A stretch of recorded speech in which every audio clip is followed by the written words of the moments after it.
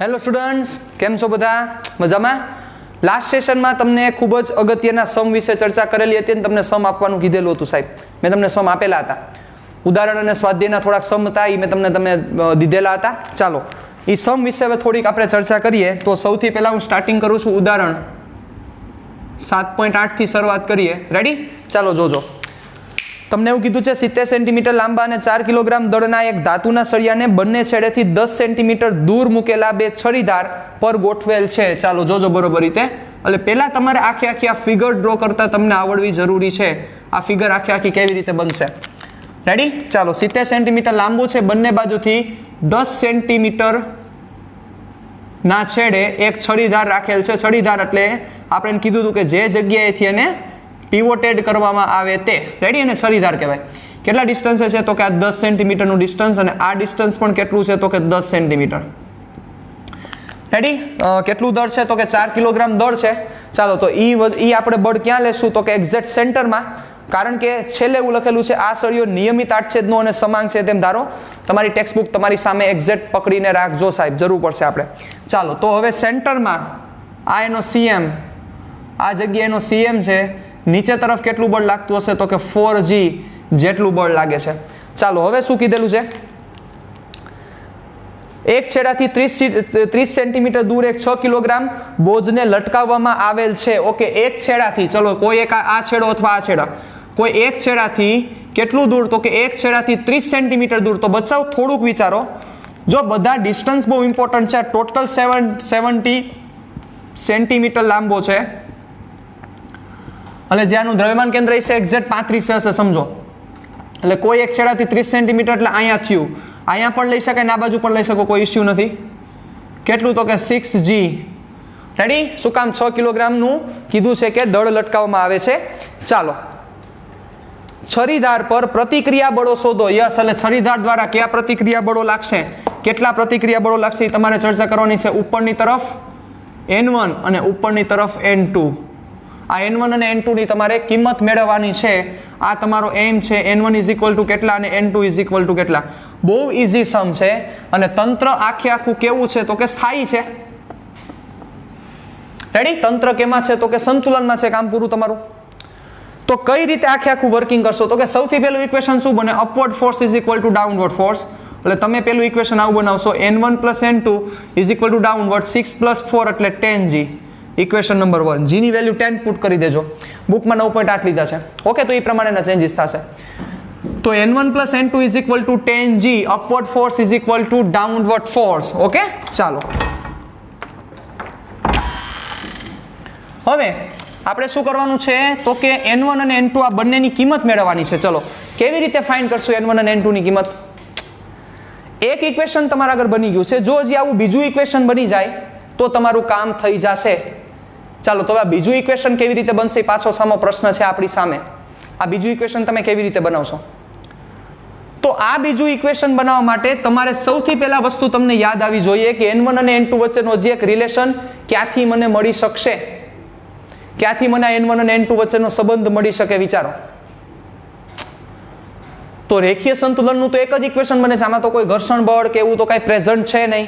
નકર ઘર્ષણ બળ ને એવું બધું પ્રેઝન્ટ હોય તો ત્યાંથી કંઈ ખડી કરી શકાય. એ તો આપણી પાસે છે નહીં. તો હવે તમને લાઈટ થયું છે બચાવ કે તમારે ચાકગતીય સંતુલન વિશે ચર્ચા કરવી પડશે. તો ચાકગતીય સંતુલન ઉપરથી તમારી ડિસ્કશનને તમારે આગળ વધારવી પડશે. તો વળી પાછો પ્રશ્ન એ થશે કે સર ચાકગતીય સંતુલન છે, ઓકે, તો હવે અમને સમજાઈ ગયું સર કે ચાકગતીય સંતુલન લેવાનું થશે. તો હવે આમાં સંદર્ભ બિંદુ કયું લેવું, રેફરન્સ પોઈન્ટ મારે કયો કન્સિડર કરવાનો થશે, કયા રેફરન્સ પોઈન્ટને અનુલક્ષીને મારે ચર્ચા કરવાની થશે? કારણ કે તમે રેફરન્સ પોઈન્ટ કોઈ પણ લઈ શકો છો. કારણ કે ગમે તેને અનુલક્ષીને ટોર્ક 0 જ છે. આના ઉપર આને અનુલક્ષીને 0, B ને અનુલક્ષીને 0, C ને અનુલક્ષીને 0 ના D ને અનુલક્ષીને 0 જ છે.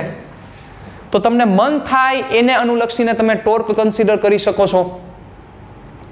કોઈ પણ સંદર્ભ બિંદુને અનુલક્ષીને ટોર્ક તમારું 0 થશે. એટલે એને અનુલક્ષીને લ્યો તોય ભલે, B ને અનુલક્ષીને લ્યો તોય ભલે, C ને અનુલક્ષીને લ્યો તોય ભલે ને D ને અનુલક્ષીને લ્યો તોય ભલે. તો હવે આપણે કયા બિંદુને અનુલક્ષીને કન્સિડર કરવું છે પહેલા ઈ કયો મને. તો મોટાભાગના સ્ટુડન્ટ્સ શું જવાબ દેશે કે સર C બિંદુને રેફરન્સ પોઈન્ટ તરીકે લ્યો, એટલે સંદર્ભ બિંદુ તરીકે C લેતા, સંદર્ભ બિંદુ તરીકે C લેતા. એટલે સી ને અનુલક્ષીને ટોર્ક મેળવો. ચાલો તો સી ને અનુલક્ષીને વિચારીએ તો સી ને અનુલક્ષીને કેટલા ફોર્સ લાગે છે?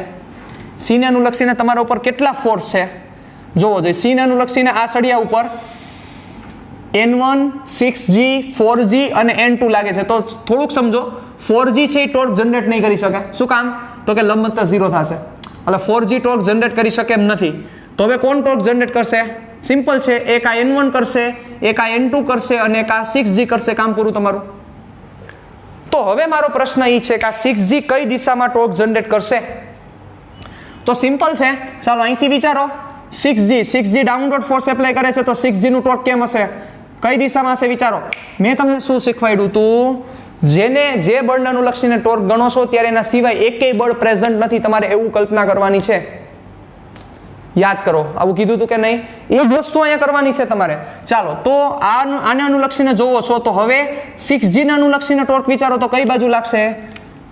આ CM આને અનુલક્ષીને આ દિશામાં, તો કઈ બાજુ ટોર્ક લાગશે? આ બાજુ. તો આ બાજુ છે એનો મતલબ શું થયો? કઈ દિશા થઈ? તો કે ટોર્ક પોઝિટિવ, એટલે આ પોઝિટિવ ટોર્ક આવશે, કારણ કે એન્ટી ક્લોકવાઇઝ છે. જો આ ડાયરેક્ટ હવે ખબર પડી જાય બચ્ચા. પછી એવી જ રીતે વિચારો, C બિંદુને અનુલક્ષીને N1 વિચારો તો N1 ખાલી N1 લાગતો તો કઈ બાજુ લાગે? ટોર્ક આ બાજુ થાત. તો આ ટોર્ક કેવું આવત? તો કે નેગેટિવ. આ ટોર્ક કેવું આવે? ચાલો એક જ વધ્યું, આ બાજુ છે એન્ટી ક્લોકવાઇઝ, તો આ ટોર્ક કેવું આવશે? તો કે પોઝિટિવ. તો simple, anti clockwise is equal two clockwise. કામ પૂરું.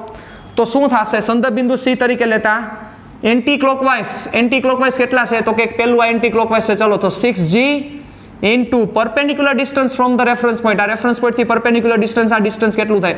જો આ ડિસ્ટન્સ ડિટેક્ટ થવા જરૂરી છે, આ ડિસ્ટન્સ જો ન ખબર પડે તો ભેગું નહીં થાય. ખાસ આ વસ્તુને તમારે ધ્યાનમાં લેવાની થશે બચાવ, બાકી લોચા થશે. તો તમને સમજાવવું જોઈએ, બધું લખેલું છે. આ એક્ઝેક્ટ આ જે CM છે એ કેટલા સેન્ટીમીટર લાગતું હશે? 35 સેન્ટીમીટરે આ CM હશે. હવે આજે રાખ્યો તો કેટલા અંતર રાખ્યો હતો? તો કે 30 સેન્ટીમીટર અંતર રાખેલો હતો, તો બચાવવા 5 સેન્ટીમીટર થાય. સમજાવવું જોઈએ. એટલે 6G ઇન્ટુ 5. ઓકે, હજી કયો છે એન્ટી ક્લોકવાઇઝ? આ N2 વાળું છે, કરો પ્લસ N2. ચાલો N2 ઇન્ટુ ડિસ્ટન્સ, આ CD કેટલું થશે? તો આ સમજાવવું જોઈએ બચ્ચા, CD કેટલું થશે? આ ટોટલ 35 થાય, એમાંથી 10 કાઢી નાખો એટલે CD ની વેલ્યુ 25 થાય. આ ખબર પડી જાય. આ 25 is equal two clockwise torque. ચાલો ક્લોકવાઇઝ ટોર્ક એક જ છે, N1 ઇન્ટુ AC નું ડિસ્ટન્સ પણ કેટલું થશે? 25. તો N1 અને N2 વચ્ચેનો એક રિલેશન મળી ગયો, N1 અને N2 વચ્ચેનો સંબંધ મળી ગયો. અહીંથી બીજું ઇક્વેશન બનશે, પહેલું અને બીજા ઇક્વેશનને સોલ્વ કરો, તમારો આન્સર આવી જાય. કોઈ મોટો પ્રશ્ન નથી, થઈ શકે. પણ મારું માનવું હજી થોડુંક જુદું છે. C ને રેફરન્સ પોઈન્ટ તરીકે ન લેવાય, હું ના પાડું છું. C ની જગ્યાએ તમે એઝ અ રેફરન્સ પોઈન્ટ તમે કન્સિડર કરો એવું વિચારો. સાંભળો, તમારે N1 અને N2 ગોતવા છે, તો જો ડાયરેક્ટ N2 મળી જાય તો N1 મળી જાય કે નહીં? શું કામ આવું ઇક્વેશન વાળું ગોતવું? તમે એક વસ્તુ માર્ક કરી, તમે C પોઈન્ટ લીધો તો C પોઈન્ટે આ જે 4G લાગતો હતો તો 4G નું ટોર્ક 0 થઈ ગયું. તો યસ, હવે તમને સમજાણું હોય તો તમે એ પોઈન્ટ લ્યો તો N1 કટ જ થઈ જશે ડાયરેક્ટ, અને ડાયરેક્ટ તમને જે મળશે N2 જ મળશે. એટલે પેલા N2 મળી ગયા તો N2 ઉપરથી તમે N1 ઇઝીલી ફાઇન્ડ કરી શકશો. વિચારો, સમજો, થોડુંક મગજને કષ્ટ આપો.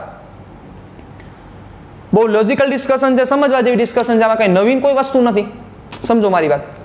એટલે એ પોઈન્ટને તમે as a reference point consider કરો તો N1 કટ થઈ ગયો, તો ખાલી જે મળશે N2, એટલે N2 નું કામ થઈ જશે તમારું. અથવા એને નો લેવો હોય તો D ને લ્યો, D ને રેફરન્સ પોઈન્ટ લ્યો તો N2 કટ થાય તો N1 મળી જશે, N1 ઉપરથી N2 મળી જાય, કામ પૂરું તમારું. પણ મારો મુદ્દો કહેવાનો એ છે કે સંદર્ભ બિંદુ ગમે તે લ્યો, કાંઈ ફેર નથી પડતો, પણ સંદર્ભ બિંદુ એવી રીતે લ્યો કે જેથી તમને ઇઝીલી આન્સર તમને મળી શકવો જોઈએ. ચાલો હવે સંદર્ભ બિંદુ તરીકે A લેતા,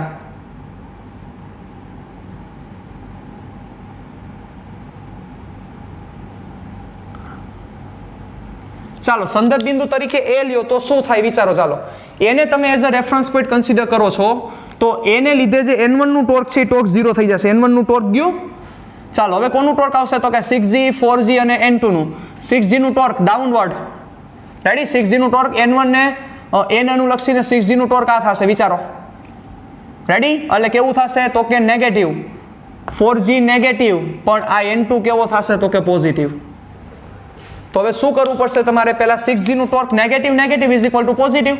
ચાલો નેગેટિવ કેટલું થશે તો કે 6G ઇન્ટુ AB ની વેલ્યુ પુટ કરવી પડશે plus 4G into AC is equal two positive torque કોનું થશે N2 ઇન્ટુ AD ટોટલ 70 માંથી 20 કાઢી નાખો 50 મૂકો તમારો આન્સર.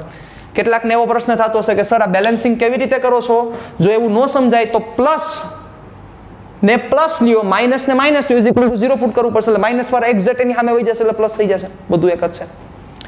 તો આ રીતે કરી શકાય. હવે અહીંથી શું થયું? જો ડાયરેક્ટ N2 મળશે. N2 મળી ગયો એટલે કિંમત મૂકો, તમારું N1 મળી ગયો, કામ પૂરું તમારું. એની જ જગ્યાએ સંદર્ભ બિંદુ તરીકે તમે D કન્સિડર કરો તો પણ કરી શકાય. આ તમારો સમ આવી રીતે રિપ્રેઝન્ટ થશે. આ સમજાવવું પહેલા ખાસ જરૂરી છે ભાઈ. એના પછીનો સમ ઉદાહરણ 7.9 ખૂબ જ સારો સમ છે, પૂછી પણ શકાય નીટમાં ડાયરેક્ટ. બરોબર, ચાલો જોજો બરોબર રીતે. શું કીધું છે? એક દિવાલ છે, એક દિવાલ ના ટેકે એક લેડર રાખેલી છે, કદાચ 3 મીટર છે. યસ, હા, 3 મીટર લાંબી નિસરણી કે જે 20 કિલોગ્રામ વજન ધરાવે છે, દળ ધરાવે છે. આનું દળ 20 કિલોગ્રામ છે એટલે આની જે લંબાઈ છે એ 3 મીટર છે. રેડી? ચાલો, 3 મીટર લંબાઈ છે તે ઘર્ષણ રહિત દિવાલ પર ઝુકાવેલ છે. કે આ ઘર્ષણ રહિત દિવાલ સાથે ઝુકાવેલ છે, મતલબ આ દિવાલ ઘર્ષણ રહિત છે. ચાલો, આકૃતિ 7.27 માં દર્શાવ્યા મુજબ આકૃતિ નો પણ આપે પ્રમાણે તેનો નીચેનો છેડો દિવાલથી 1 મીટર દૂર છે. ઓકે, આ છેડો દિવાલથી 1 મીટર દૂર છે.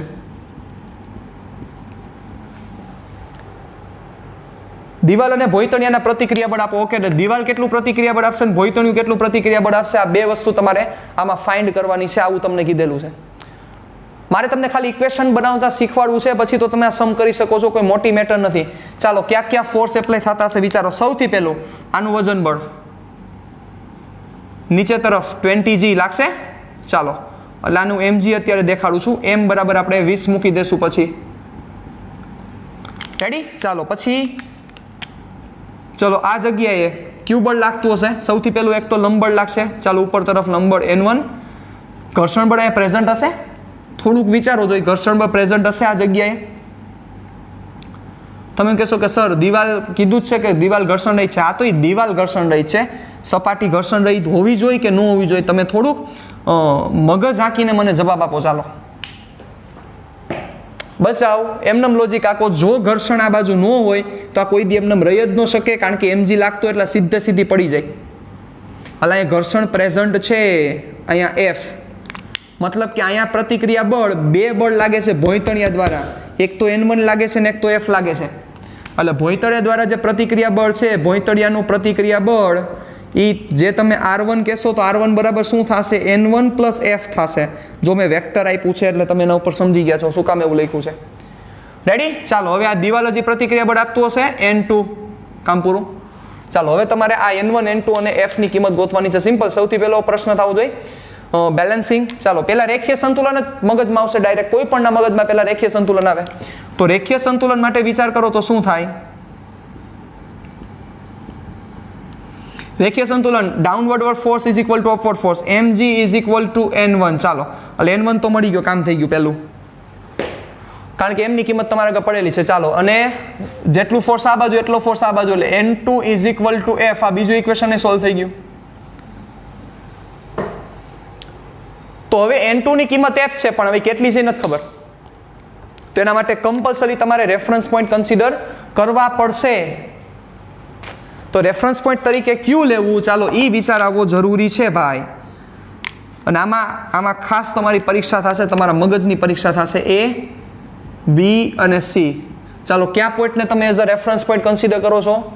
ચાલો, સૌથી પહેલું મારું માનવું B કોઈ દી ન લેવાય, કારણ કે એમાં N1 અને N2 બે પ્રેઝન્ટ થાય, એટલે B નહીં લેવાય. તો ક્યુ લેવાય, કાં તો A લ્યો કાં તો C લ્યો. બચ્ચા A લેવો હેલો પડે, કારણ કે N1 અને F બંનેના ટોર્ક 0 થઈ જાય. એટલે reference point as a reference point તમે A કન્સિડર કરો. ચાલો, તો A ને અનુલક્ષીને N1 અને F નું ટોર્ક 0 થઈ ગયું. N1 અને F નું. ચાલો, હજી આ પોઈન્ટને પકડી રાખો. mg કઈ બાજુ લાગે છે? નીચે તરફ. તો mg નું ટોર્ક શું થશે? ખાલી mg લાગતો તો mg આ લેડરને આમ ફેરવત, તો mg નું ટોર્ક કેવું આવશે? સમજો બરોબર. mg નું ટોર્ક આવશે એ નેગેટિવ આવશે, વિચારો. અને હજી કોણ ફેરવશે? હજી આ N2 ખાલી લાગતો હોત A ને અનુલક્ષીને, તો N2 કઈ બાજુ ફેરવત? N2 નું ટોર્ક પોઝિટિવ થશે ભાઈ. એટલે જેટલું બળ જેટલું ટોર્ક mg નું હશે એટલું જ ટોર્ક આ n2 નું હોય તો જ 0 થાય, બાકી 0 ન થાય. હવે કેટલું, પ્રશ્ન એ છે કેટલું થાય તો સમજી ગયા, પણ કેટલું થશે? તો હવે ચાલો આપણે એઝ અ રેફરન્સ પોઈન્ટ એ લીધો છે. તો મુદ્દો હવે જે સમજવા જેવો છે, મારી વાત સાંભળજો. તમે પેલા લખશો બળ, ચાલો લખ્યું બળ, એને ગુણ્યા લંબ અંતર. યસ, આ જ મહત્વનો પોઈન્ટ છે આમાં. લંબ અંતર શું થશે? આ એ પોઈન્ટથી લાસ્ટ સેશનમાં બહુ આપણે ઘણા બધા એક્ઝામ્પલ્સ જોયા હતા, જ્યાંથી તમને મેં લંબ અંતર ગોતતા શીખવાડ્યું હતું. આ એ પોઈન્ટથી લંબ અંતર કેટલું થાય mg નું? તો વિચારો, આની કાર્યરેખા નીચે ખેંચવી પડશે. તમારે પહેલા આ ગોતવું પડશે, જે તમારી પાસે નથી. તો પહેલા તમારે આ ફાઇન્ડ કરવું પડશે. એટલે આ પોઈન્ટને હું પોઈન્ટ ડી આપી દઉં, એટલે mg ઇન્ટુ AD. રેડી? ચાલો, હવે is equal two n2. n2 નું ટોર્ક કેટલું થશે? n2 ગુણ્યા સંદર્ભ બિંદુથી આ n2 નું લંબ અંતર. તો ચાલો જોતા જ ખબર પડે છે n2 નું લંબ અંતર શું થશે, વિચારો. યસ, તો તમારા આગળ આઈ પણ નથી, તમારા આગળ આ ક્યાં છે ભાઈ? એ, અને અહીંયા આપણે f નામ આપી દઈએ. તો AF તમારે ફાઇન્ડ કરવો પડશે. રેડી? પછી તમારું કામ પૂરું, પછી સમ પૂરો થઈ ગયો. પછી હું નહીં કરાવવા અહીંથી આગળ, આમાં કોઈ આગળ કરાવવાની હવે જરૂર નથી. પણ આમાં કઈ રીતે ફાઇન્ડ કરશો, પ્રશ્ન એ છે મારો. ચાલો એનો જવાબ દો પહેલા મને. હે, કેમ કરશો વિચારો.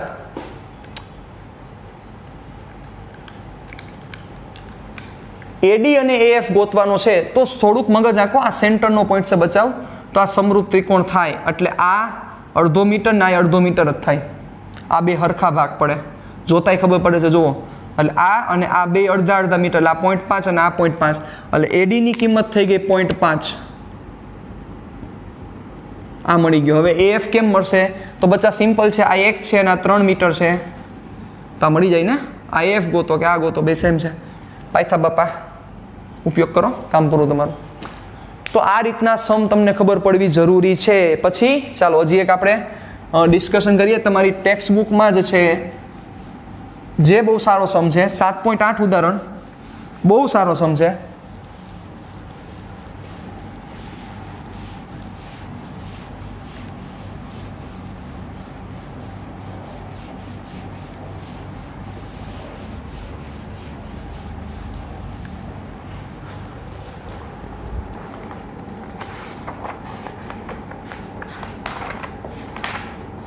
ચાલો રેડી? 7.8 જે ઉદાહરણ છે, સોરી ઉદાહરણની સ્વાધ્યાયનો દાખલો છે, જોજો બરોબર રીતે. હવે આમાં તમે શાર્પ થઈ જશો, તમને ખબર પડી જશે તમારે રેફરન્સ પોઈન્ટ ક્યુ લેવું જોઈએ. રેડી? આ રીતના દોરીઓ દીધેલી છે. ચાલો,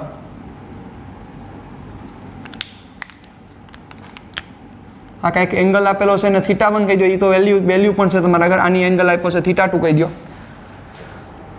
રેડી? પ્રશ્ન તમે વાંચી લો, મને તો ખબર જ છે, પહેલા તમે એકવાર જોઈ લો. ચાલો, આ ડિસ્ટન્સ 2 મીટર છે. આનું દ્રવ્યમાન કેન્દ્ર CG, સેન્ટર ઓફ ગ્રેવિટી, કેટલા D જેટલા ડિસ્ટન્સ છે, તો તમારે આ D ફાઇન્ડ કરવાનો છે. આવો પ્રશ્ન પૂછેલો છે. અહીંયા W છે. રેડી? તમારા D ની ગણતરી કરવાની છે. તો પહેલા આ પ્રશ્નમાં જ તમને લાઈટ થઈ જવી જોઈએ કે તમને D કેવી રીતે મળશે. તો કે D લઈ આવવા માટે તમારે સૌ પ્રથમ શું કરવું પડશે? તમારે ચાકગત્ય સંતુલન લેવું જ પડશે. ત્યાંથી તમને સમજાવવું જોઈએ. ચાકગત્ય સંતુલન વગર D આવે જ નહીં બચાવ, વિચારો. કારણ કે ચાકગત્ય સંતુલન હોય તો એમાં ટોર્ક આવી શકે, અને ટોર્કમાં બળ ગુણ્યા સ્થાનાંતર હોય. સોરી, સ્થાનાંતર મતલબ કે બળ ગુણ્યા પરપેન્ડિક્યુલર ડિસ્ટન્સ હોય, એટલે લંબ અંતર હોય. આ સમજાવવું જરૂરી છે. ચાલો, તો શું થશે વિચારી લો બરોબર રીતે. આ ટેન્શન T1, આ ટેન્શન T2. ચાલો, કોમ્પોનન્ટ દેવા જ પડશે કમ્પલસરી, સાહેબ સમજાઈ જવું જોઈએ. આ D છે તો આ ડિસ્ટન્સ 2 - D થશે. ચાલો, આ θ1 એટલે આ θ1, આ θ2. ચાલો, તો T1 નો આ દિશાનું ઘટક T1 cos θ1, આ દિશાનું ઘટક T1 sin θ1. T2 નો આ દિશાનું ઘટક T2 cos θ2, T2 નો આ દિશાનું ઘટક T2 sin θ2. રેડી? ચાલો, બેલેન્સિંગ વિચારો શું થશે. Downward force is equal to upward force. પહેલો પ્રશ્ન જ તમને મગજમાં અહીં આવશે. ઓકે કરો. T1 cos θ1 plus T2 cos θ2 is equal to W. ચાલો, હવે આ બાજુનું ફોર્સ ઇઝ ઇક્વલ ટુ આ બાજુનું ફોર્સ. કામ પૂરું. T1 sin θ1 is equal to T2 sin θ2. ચાલો, તમારા આગળ W ની વેલ્યુ નથી. You have not the value of the W. હવે તમારે ડી ને માર્કેટમાં લઈ આવવાનો છે. સંદર્ભ બિંદુ તરીકે કોને પસંદ કરશો? ચાલો વિચારો. સંદર્ભ બિંદુ કયું લેવાય? થોડુંક વિચારો. એવું હોય તો વિડીયો પોઝ કરી દેવાનો, ખાલી સાંભળે ન રાખો મને. વિચારો, સંદર્ભ બિંદુ તરીકે કોણ લેશો? તમારી પાસે W નથી તો તમને એમ થશે કે સર અમારી પાસે T1 ને T2 પણ નથી, પણ આ T1 ને T2 વચ્ચેનો રિલેશન અહીંયા પડેલો છે બચાવ. તો T1 ને T2 આવશે તો કોઈ પ્રશ્ન નથી, પણ W આવશે તો વળી પાછું લાંબુ થશે. કારણ કે જો W આવશે તો એક તો T1 એ નથી, T2 એ નથી અને W નથી પાછો, તો 3 ચલ થશે. પણ જો ખાલી T1 ને T2 ના સંબંધમાં જ આવે તો કામ થઈ જાય. કારણ કે જો T1 ને T2 ના સંબંધમાં આવે તો સીધું અહીંથી ગુણોત્તર લઈ લો તો T1 T2 ડાયરેક્ટ કટ થઈ જાય, ખાલી D વાળું ફોર્મેશન બની જાય. સમીકરણ બનાવવા ખૂબ જ ઇમ્પોર્ટન્ટ છે ભાઈ. કેમ કરશો ચાલો મને કહો. તો હવે સમજાવવું જોઈએ. W ઉડાડવાનો છે તો B ને તમારે as a reference point consider કરવો પડશે. B ને તમે સંદર્ભ બિંદુ તરીકે લ્યો. B ને RP રેફરન્સ પોઈન્ટ લેતા તો B ને સંદર્ભ બિંદુ લ્યો તો W કટ થઈ જાય. T1 sin θ1, T2 sin θ2, T2 cos θ2 અને T1 cos θ2 આ ચારેય ટોર્ક જનરેટ કરશે સાહેબ. પણ મગજ આંકો, આ T1 sin θ1 થી આમ ખેંચે છે તો આનું પરપેન્ડિક્યુલર ડિસ્ટન્સ 0 થશે B ને નું લક્ષીને. T2 sin θ નું પણ 0 થશે એટલે T1 sin θ1 ને T2 sin θ2 ટોર્ક જનરેટ નહીં કરી શકે, કારણ કે એનું ટોર્ક 0 થશે.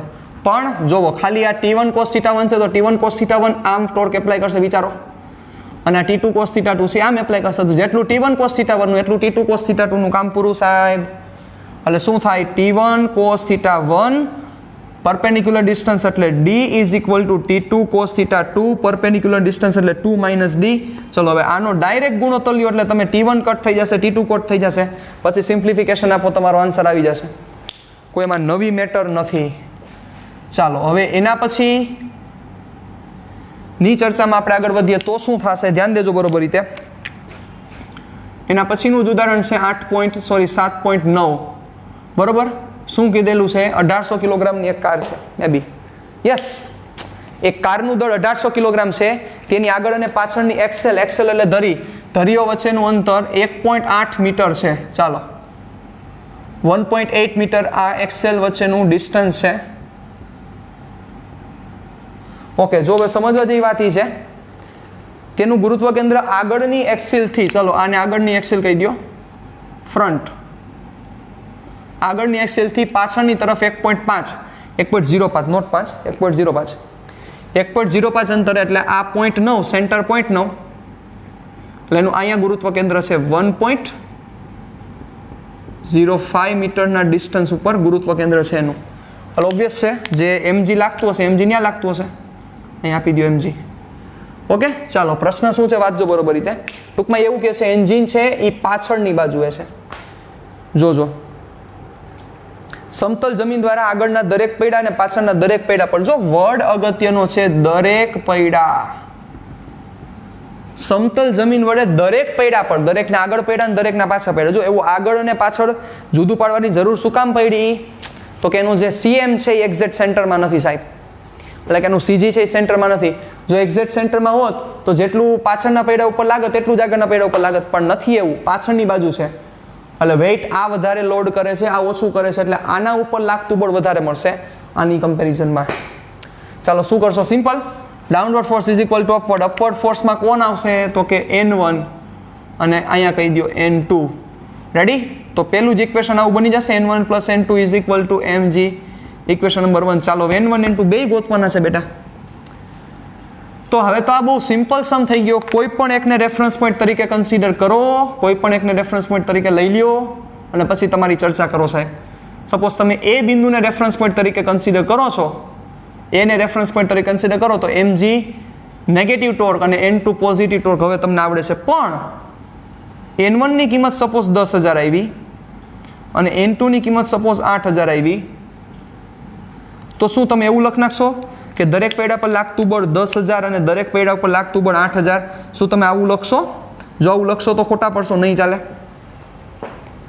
કારણ તમને એમ થશે કે સર જવાબ તો આવ્યો તોય નહીં ચાલે. એનું કારણ છે આ જે N1 મળે છે એ સમતલ જમીન દ્વારા પાછળની એક્સિલ ઉપર લાગતું બળ છે. તો પાછળની એક્સિલ ઉપર એક પૈડું ન હોય, બે પૈડા હોય, અને આપણને તો દરેક પૈડા પર લાગતું બળ ગોતવાનું છે. તો દરેક પૈડા માટે ભાગ્યા શું કરવા પડશે? 2 કરવા પડશે. અને અહીંયા દરેક પૈડા માટે ભાગ્યા 2 કરવા પડશે. એટલે ખાસ આ વસ્તુને મગજમાં રાખજો. એટલે દરેક પૈડા પર લાગતું બળ તમે જ્યારે મેળવો તો દરેક આગળના પૈડા ઉપર લાગતું બળ જે તમને મળે ભાગ્યા 2 અને દરેક પાછળના પૈડા ઉપર લાગતું બળ જે મળે ભાગ્યા 2 તમારે કમ્પલસરી કરવા પડશે, બાકી નહીં ચાલે. ખાસ વસ્તુને ધ્યાનમાં રાખવાની છે, જરાય ભૂલતા નહીં, લોચા ન મારતા ક્યાંય પણ. ક્લિયર? ડન? ઓકે, ચાલો. હવે એના પછીનો સમ છે જે મેં તમને દીધો તો 7.70 તમે કરી નાખજો.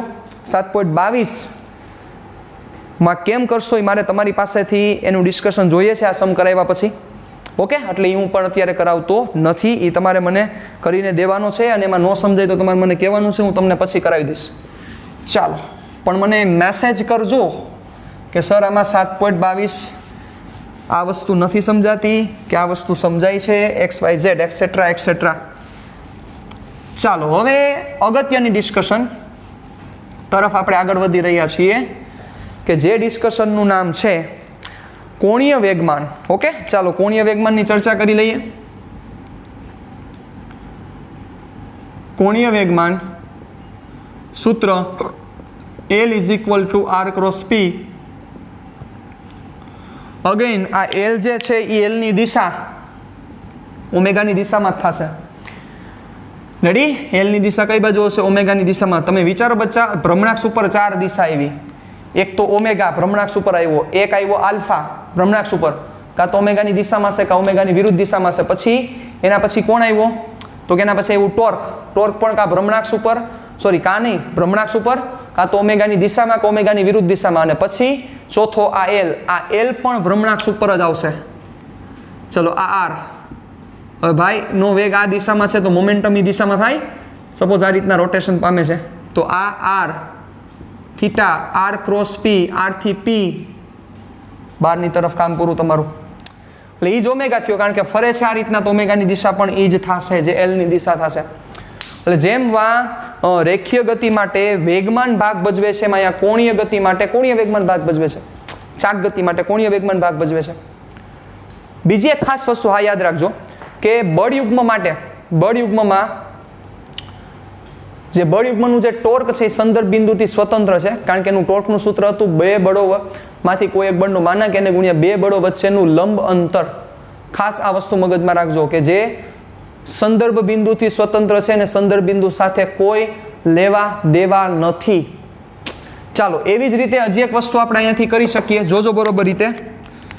જેમ F = આપણું ફોર્મ્યુલા છે F = dp/dt, એવી જ રીતે τ = ફોર્મ્યુલા થશે dl/dt. રેડી? જ્યારે પણ જરૂર પડશે ત્યારે આ ફોર્મ્યુલાને આપણે કન્સિડર કરી શકશું, ત્યારે એને લઈશું આપણે જ્યારે ચર્ચા કરવાની જરૂર પડશે ત્યારે. રેડી? F = dp/dt અને τ = dl/dt આ કનેક્શન છે, જે કનેક્શન તમારે ખાસ મગજમાં ક્લિયર કરીને રાખવાનું થશે. ઓકે, ચાલો, પછી હજી એક મારે તમને ચર્ચા કરવી છે.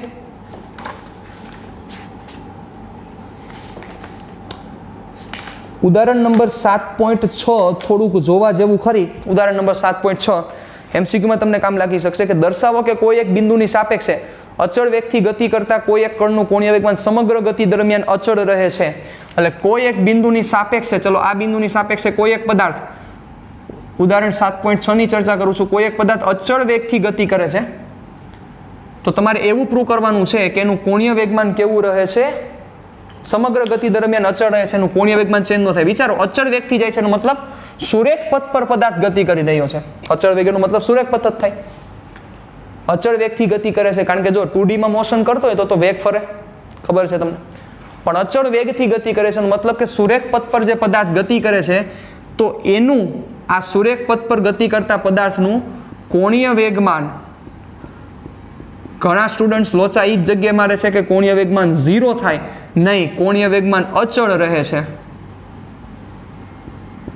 કોણીય વેગમાન કેવું રહે છે? અચળ રહે છે. ખાસ વસ્તુને મગજમાં ક્લિયર કરીને રાખજો, 0 નહીં થાય ભાઈ. કોણીય વેગમાન અચળ રહે છે કોઈ પણ બિંદુને અનુલક્ષીને. નકર જનરલી બધા એવું વિચારતા હોય ને કે કોણીય વેગમાન કોના માટે? તો કે ચાક ગતિ માટે. રેડી? પણ એવું નથી. ચાક ગતિ માટે છે, નો ડાઉટ. એમાં જ્યારે ફેરફાર થાય ત્યારે ટોર્ક હોય તો ત્યારે ફેરફાર થાય. પણ અચળ વેગી ગતિ કરતો પદાર્થ હોય તો એનું પણ કોણીય વેગમાન કેવું રહેશે? અચળ જ જળવાઈ રહેશે. ખાસ આ વસ્તુ મગજમાં રાખજો, કારણ કે જેમ આર ક્રોસ પી નું ફોર્મ્યુલા બન્યું, જેમ આર ક્રોસ એફ નું ફોર્મ્યુલા બન્યું હતું, એમ જ આર ક્રોસ પી નું ફોર્મ્યુલા બને વેગમાન ગુણ્યા વેગમાન, એટલે કે વેગની કાર્યરેખાનું સંદર્ભ બિંદુથી લંબ અંતર. વિચારો, છે જ ને આનું લંબ અંતર. વેગમાન ગુણ્યા આપણે ટો બરાબર ન લખ્યું, એફ ગુણ્યા બળની કાર્યરેખાનું સંદર્ભ બિંદુ લંબ અંતર, તો એ જ રીતે એલ બરાબર લખી શકાય. ટી ગુણ્યા વેગમાનની કાર્યરેખાનું સંદર્ભ બિંદુ લંબ અંતર, તો લંબ અંતર આ થયું ભાઈ. સમજો, વ્યવસ્થિત સમજો, આ લંબ અંતર થયું. તો લંબ અંતર ક્યાં? 0 છે, કોઈ પણ સંદર્ભ બિંદુને અનુલક્ષીને. તો અચળ રહે છે, 0 થાય છે એવું ન કહી શકીએ. અને અચળ એટલે રહીએ તમે આ સીધો હાઈલો જવાનો છે, તો આ ડિસ્ટન્સમાં કાંઈ ચેન્જ નહીં થાય. રેડી? તો કોન્સ્ટન્ટ રહે છે, 0 થશે એવો ક્યાંય શબ્દ વાપરવાનો નથી. ખાસ આ વસ્તુને મગજમાં તમારે ક્લિયર કરીને રાખવાની છે, જરાય ભૂલચૂક થાય નહીં. જોજો બરોબર રીતે. એના પછી અચળ કોણીય પ્રવેગી ગતિના સમીકરણ, બધું આપણું ત્રીજું ચેપ્ટર જેવું જ છે, આમાં કાંઈ નવીન વસ્તુ નથી. ત્રીજું, ચોથું, પાંચમું ભેગું કરો એટલે 7મું ચેપ્ટર થઈ જાય. ફેર એટલો પડે તમને, ફોર્મ્યુલા થોડાક નવા લાગે એટલે તમે થોડાક હલવો, બાકી કંઈ બીજું કંઈ વસ્તુ જ નથી. બહુ ઇઝી બધી ડિસ્કશન છે. આપણે કેમ વિચારતા હોય કે બળ અચળ લાગતું હોય તો શું કરી, તો કે બળ અચળ તો પ્રવેગ અચળ, તેમાં અહીંયા ટોર્ક અચળ હોય તો આલ્ફા અચળ હોય. સિમ્પલ છે, કાંઈ આમાં નવીન નથી. રેડી? અચળ કોણીય પ્રવેગી ગતિના સમીકરણો, તો જેમ તમે v બરાબર v0 પ્લસ at લખો છો, એવી જ રીતે common omega is equal two omega 0 plus alpha T formula પહેલું ફોર્મ્યુલા બનશે. ખાસ વસ્તુ મગજમાં રાખજો. બીજું formula delta x is equal two v0 T plus 1/2 at square, તો એવી જ રીતે અહીંયા delta theta is equal two omega 0 T plus 1/2 alpha T square. ત્રીજું ફોર્મ્યુલા, કયું ફોર્મ્યુલા હતું? v square minus v0 square is equal two 2ax. તેવી રીતે omega square minus omega 0 square is equal two 2 alpha delta theta. અહીંયા delta x આવતો હતો તો delta theta તમે લખી શકો. બહુ સિમ્પલ વાત છે સાહેબ. તો જેમ તમે આ ઇન્ટિગ્રેશનથી ફાઇન્ડ કર્યું હતું, તો એમ આ પણ થઈ શકે. Alpha is equal to D omega by DT. D ઓમેગાને સબ્જેક્ટ કરો, બંને બાજુ ઇન્ટિગ્રેશન આપી દો. આલ્ફા કોન્સ્ટન્ટ છે તો આલ્ફા બહાર નીકળશે, ડીટીનું સંકલન ટી થશે, ડી ઓમેગાનું સંકલન ઓમેગા, ઓમેગા 0 ટુ ઓમેગા બધું કરી શકાય, થાય જ. આલ્ફા અચળ હોય તો જ બહાર નીકળે, બાકી બહાર ન નીકળે. સિમ્પલ વસ્તુ છે. જેમ ઓમાં તમે કરતા હતા a is equal two 2t, આવું કહી દે તમને, a is equal two 2t, એટલે પ્રવેગ છે એ 2t સમય સાથે બદલે છે, સતત રીતે બદલે છે. તો ત્યાં પછી તમે v0t પ્લસ 1/2 at સ્ક્વેર ન મૂકી શકો, કારણ કે એ ફોર્મ્યુલા માત્ર ને માત્ર અચળ પ્રવેગી ગતિ માટે છે સાહેબ, જે તમે જાણો છો બચ્ચો. તો આ વસ્તુની થોડીક નોંધ લેવાની છે. આજના સેશનને આપણે અહીંયા વિરામ આપીએ છીએ, પણ આના પછીનો જે આપણો સેશન છે ખૂબ જ અગત્યનો છે, કે જેમાં આપણે જડત્વની ચાકમાત્રા, આના પછીનો સેશન આખો જડત્વની ચાકમાત્રાને સમર્પિત હશે. એટલે ખાસ તમે પછીના સેશનમાં સમજતા પહેલા તમારે મસ્ત રીતે બધી વસ્તુ જોઈ પડશે, બધા ફોર્મ્યુલા યાદ રાખવા પડશે. એ યાદ ઓમ રહી જવા જોઈએ, કારણ કે બહુ જ આનો ઉપયોગ થયો છે, અને કેટલાક ફોર્મ્યુલા તમારે યાદ રાખવાના નથી, એ તમારી મેળે આખા રહી જશે. રેડી? તો આ બધી વસ્તુ તમે પરફેક્ટ રીતે ક્લિયર કરીને રાખજો. નેક્સ્ટ સેશનમાં મળશું ત્યારે આપણે જડત્વની ચાકમાત્રા ઉપર ચર્ચા કરવાના છીએ, ચક્રાવર્તનની ત્રિજ્યા ઉપર ચર્ચા કરશું, ને આપણો જે 22મો એક્ઝામ્પલ છે એ તો પરફેક્ટ ક્લિયર કરવાનું છે સાહેબ તમારે. રેડી? ડન? મળીએ નેક્સ્ટ સેશનમાં. ટાટા બાય બાય, સિયા. ફિર મિલેંગે ચલતે ચલતે.